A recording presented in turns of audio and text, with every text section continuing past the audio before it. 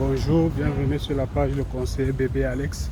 Cette vidéo vient en réponse à une question qui m'a été posée par un internaute qui me demandait comment faire pour changer son permis d'études. Bon, en gros, puisque il est venu avec un permis d'études qui porte une spécialité, il est venu pour faire dans le bâtiment. Donc, ça porte mention de sa spécialité du bâtiment. Mais maintenant, il veut aller faire une autre discipline qui n'est plus dans le bâtiment, c'est l'informatique. Il veut aller faire informatique. Ce que je peux dire, c'est que déjà, c'est deux branches différentes.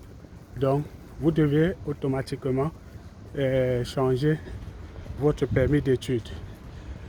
Et rassurez-vous, je m'adresse ici à ceux qui ne sont pas dans les jonglages de dernière minute. On connaît bien les jonglages de dernière minute. Je ne veux pas m'y apaisantir.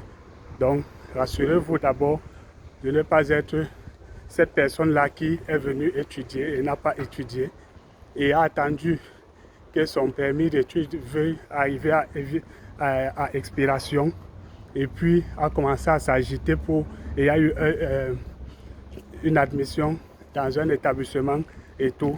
Et il se fait déjà tard pour pouvoir demander le permis d'études et tout. Et c'est dans cette situation que la personne peut se trouver. Mais je m'adresse bien aux personnes qui sont dans un cadre normal. C'est-à-dire la personne est arrivée peut-être avant sa rentrée ou pendant que la personne fréquentait 1 mois, 2 mois, la personne ne se sentait pas à l'aise dans ça, ou alors a vu que l'informatique a aussi des ouvertures et qu'elle a des aptitudes qu'elle veut développer en informatique. Voilà, c'est à ces personnes-là que je m'adresse ici. Mais c'est pour d'autres que j'ai d'abord mentionné là, je vais faire aussi une vidéo pour eux, pour leur donner aussi des conseils plus tard. Maintenant, je m'adresse d'abord à ceux qui veulent changer leur permis d'études.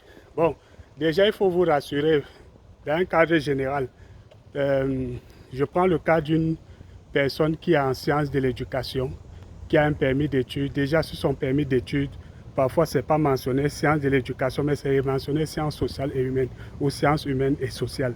Donc, ça fait que la personne qui est en sciences de l'éducation peut aller même faire la sociologie, l'anthropologie, l'histoire ou la géographie, etc., sans avoir besoin de changer son permis d'études.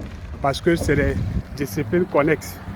C'est des disciplines connexes. Mais toujours est-il que la personne doit rester dans la même logique du programme. Qu'est-ce que je veux dire par là? La logique du programme, c'est quoi? C'est que si votre permis d'études de départ était de 1800 heures, ou 2 ans, ou 18 mois, ou 24 mois, vous devez choisir un programme qui a le même taux horaire, mais dans votre discipline là. Donc, sciences sociales, c'est global. Donc, celui qui fait sciences de l'éducation n'a pas besoin, s'il veut aller faire sociologie, vice-versa. Donc, il y a beaucoup de disciplines dans les sciences sociales. Donc, rassurez-vous d'abord que votre discipline soit dans une discipline connexe ou alors des sous-disciplines et tout. Maintenant, si vous avez la réponse que votre discipline ne se retrouve pas dans une discipline générale dans laquelle votre permis d'études se trouve, comme celui que j'ai mentionné qui est venu dans un programme pour faire génie civil et maintenant veut aller faire l'informatique. Je pense que ces disciplines ne sont pas similaires. Donc il est impératif que lui ici demande un nouveau permis d'études. Ce qui a lieu de faire, c'est de vous approcher de votre programme. Bon, si vous avez trouvé, si c'est dans le même établissement, il n'y a pas trop de pression. Il n'y a pas trop de pression à ce niveau. Parce que